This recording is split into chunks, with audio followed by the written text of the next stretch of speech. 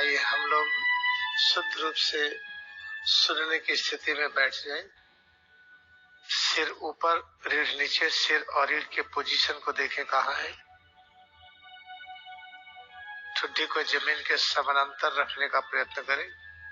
भ्रूमध्य कहाँ है और सिर से पैर की उंगली तक की जो रचना है निराकार सर्वव्यापी परब्रह्म का ये साकार रूप है, जिसको साकार रूप में स्वीकार करते हैं। इससे फिर करेंगे क्या, संबंध क्या होगा?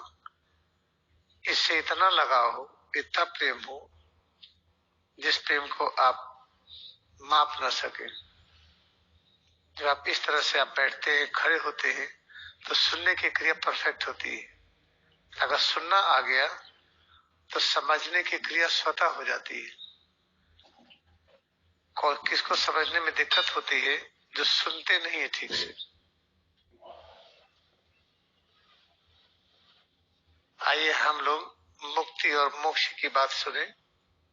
जब घर में कोई बीमार होता है, तकलीफ होती है, झगड़ा होता है, झंझट होता है, घर में पड़ोस में कहीं से भी, और आदमी जब ऊब जाता है, लगता है ऐसा कोई मरने वाला नहीं है, कोई ख्याल नहीं करता है, तो आदमी कहता है हे भगवान अब हमें मुक्ति दीजिए। किस चीज से मुक्ति चाहता है? कि जिसको सच मानता है वो सच नहीं है। जैसे ठोस है, द्रव है, गैस है, प्रकाश है, अंधकार है, कड़ापन, ढीलापन, हल्कापन, भारीपन, सुख और दुख, ये होता नहीं है। फिर चाहता है कि इन सब अनुभूतियों से वो मुक्त हो जाए। तो वही जब आदमी मर जाता है तो कहते इसको मुक्ति मिल गई। आज विशिष्ट दिन था, विशिष्ट तारीख थी, बहुत अच्छा दिन था, आज तो सीधा स्वर्ग हुआ है। ये सब जो कहते हैं, और उसी को मोक्ष भी कहते हैं लोग, लेकिन ये जीवन का लक्ष्य नहीं है। जीवन का लक्ष्य है कि इस माया को पकड़े हुए हम माया से मुक्त रहे। सिर से पैर की उंगली तक ठीक है, हल्कापन, भारीपन, कड़ापन, ढीलापन, ये होता नहीं है। गर्मी और सर्दी भी नहीं होती है, ठोस, द्रव, गैस ये भी नहीं होता है। लेकिन इन सब अनुभूतियों में बने रहे और साथ ही साथ हम परम सत्य की अनुभूति में भी रहे, हम ब्रह्म में भी रहे और माया में भी रहे। जब इसकी उपलब्धि हो जाती है तो इसे कहते हैं हम पूर्ण हो गए, परफेक्ट हो गए।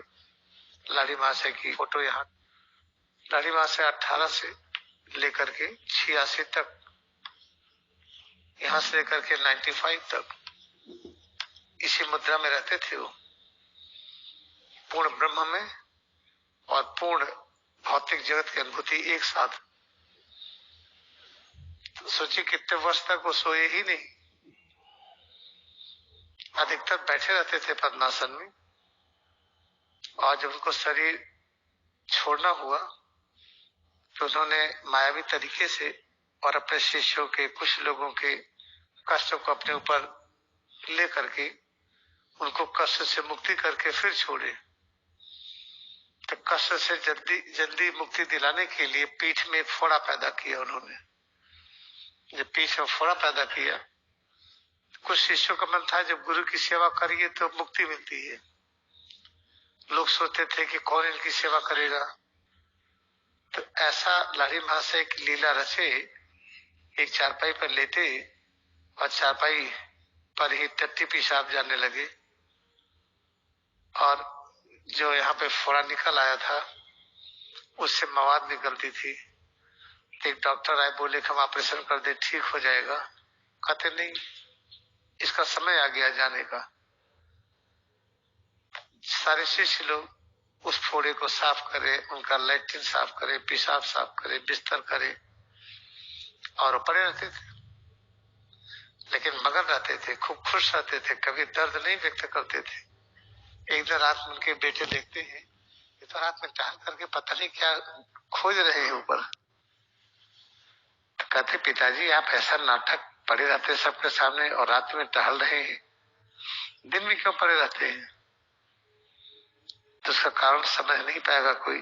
जैसे ईसा मसीह लोगों को पाप से मुक्त करने के लिए सूली पर चढ़े, ऐसे लहरी महाशय पीठ में फोड़ा पैदा किए, अपने शिष्यों को कष्ट से मुक्ति दिलाने के लिए उनका बोझ अपने ऊपर लिए।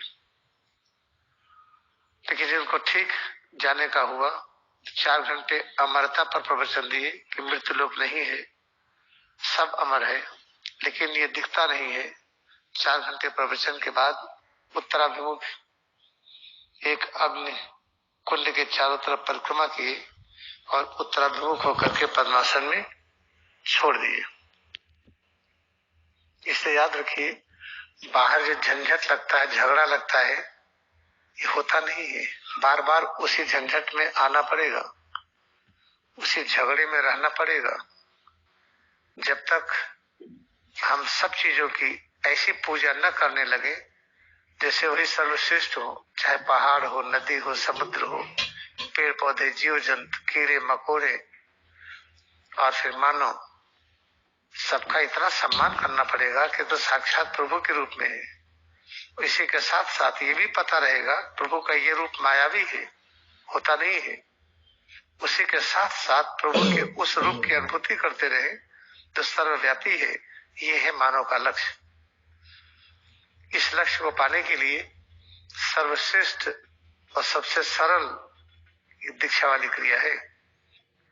और दीक्षा वाली क्रिया तभी कर पाएंगे जब सिर से पैर की उंगली तक हर अंग में होने वाले परिवर्तन का बड़े प्रसन्नता से स्वीकार करते हुए ये अनुभव करें कि परम आनंद है, ये परम शांति है।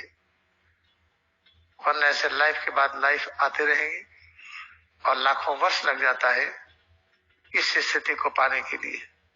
इस तरफ हम आगे बढ़ पाए, इसलिए महातार बाबा, देखिए लहरी महाशय की श्रीमती जी शिव की पूजा करती थी, शिव का मंदिर भी था वहां पर, घर में बना रखे थे, लहरी महाशय नहीं किए। देखिए महातार बाबा आए, महातार बाबा ने मार्गदर्शन किया और ये कहा कि जब मैं ये दे रहा हूं ध्यान की क्रिया, इसी को कृष्ण भगवान ने अर्जुन को दिया था और कहीं इसके बहुत पहले, और ये परंपरागत से क्रिया चली आ रही है। तो किसी ने ये नहीं कहा कि जब कृष्ण भगवान है, अवतार है, राम अवतार है, सब अवतार हुए हैं, तो महातार बाबा को महातार क्यों कहा गया? क्योंकि सभी अवतार आते और जाते हैं, ये हमेशा बने रहते हैं। ये शरीर उसी शरीर में अब भी है और आगे भी रहेंगे। जब तक दृश्य जगत है ये रहेंगे। ऐसा क्यों? क्योंकि इतना प्रेम करते हैं कि जा ही नहीं सकते हैं। जब कोई अवतार आता है, कोई ऋषि मुनि और कोई मानव आगे बढ़ता है, उसकी मदद के लिए युग के अनुसार योजना बनाते हैं और क्रिया योग इन्हीं से मिला हुआ है। हम लोग इतना एक दूसरे को प्रेम करें कि शरीर छोड़ के जाने का नाम ही न ले, और जाएं तो जाने के पहले सबके तब मार्गदर्शन कर दें कि सभी लोग अज्ञानता से मुक्त हो जाए। हमें पूज्य स्वामी जी की बात याद आती है, जब बहुत पहले हमसे मिले थे वाशिंगटन डीसी में, 2003 या 2 के आसपास है। आपको मन में था कि हमें सारी वैभव सुख सुविधा मिल गई है, अब तो भगवान ले चलिए। अब स्वामी जी क्या कहते हैं, अरे अभी तो जीवन शुरू हुआ है, अभी तो जीवन हमारा शुरू हुआ है, कहाँ जाना है? देखिए कैसे वही प्रवृत्ति बदल गई।